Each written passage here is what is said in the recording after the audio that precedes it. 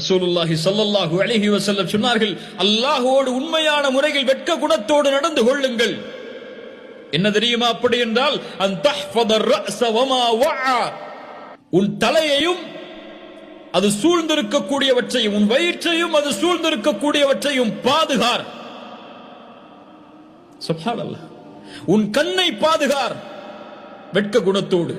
அல்லாஹ்வின் பார்வை உன் கண்ணின் மீது இருக்கிறது, தவறானதை பார்க்காதே. உன் காதை பாதுகார், அல்லாஹ் அனுமதித்ததை தவிர வேறு எதையும் கேட்காமல். உன் நாவை பாதுகார், அல்லாஹ் அனுமதித்ததை தவிர எதையும் பேசாமல். அல்லாஹ்வோடு வெட்க குணத்தோடு நடந்து கொள்பவன் எப்படி பிறருடைய மானத்தை பற்றி பேசுவான், எப்படி பிறருடைய குறைகளை பற்றி பேசுவான். தன் குறையால் வெட்கி கூடியிருக்க மாட்டான் அவன்,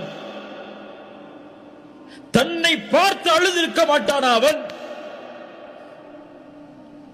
ஃபலா துஸக்கு அன்ஃபுஸக்கும், உங்களை நீங்களே பரிசுத்தப்படுத்திக் கொள்ளாதீர்கள், அல்லாஹ் தான் அறிந்தவன், அல்லாஹ்வை அஞ்சியவர்கள் யார் என்று. நாவை பாதுகாருங்கள், வயிற்றையும் அது சார்ந்த உறுப்புகளையும் கற்பை பாதுகாருங்கள்.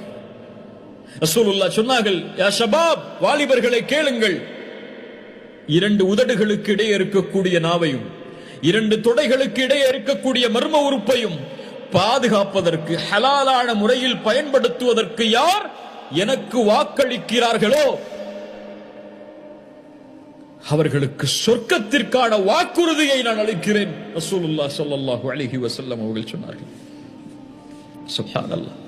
இப்னு கய்யிம் ரஹிமஹுல்லாஹ் அழகான வார்த்தையில் சொல்லுவார்கள், யார் பாவம் செய்யும் போது அல்லாஹ்வை பயப்படவில்லையோ நாளை மறுமையில் அவனை தண்டிக்கும் போதும் அல்லாஹ் ரப்புல் ஆலமீன் வெட்கமடைவதில்லை. பாவம் செய்யும் போது யார் வெட்கத்தை அல்லாஹ்வோடு கடைபிடிக்கவில்லையோ அவரை தண்டிக்கும் போது நாளை மறுமையில் அல்லாஹ் வெட்கத்தை கடைபிடிப்பதில்லை. யார் பாவம் செய்யும் போது அல்லாஹ்வோடு வெட்க குணத்தில் நடந்து கொள்வானோ நாளை மறுமையிலும் அல்லாஹ் அதே குணத்தோடு நன்மைகளை கொடுக்கும் போதும் அவனை மன்னிக்கும் போதும் நடந்து கொள்வாள் என்று